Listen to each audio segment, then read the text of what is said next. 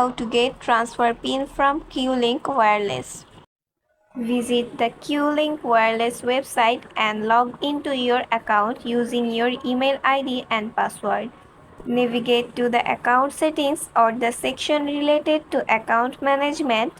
Look for options related to porting, port out, or transfer. If there is an option to request a transfer pin online, follow the prompts to generate one.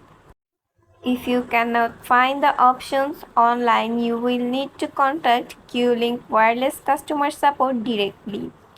You can reach them by calling 1-855-754-6543 or through their customer support chat on the Qlink Wireless website.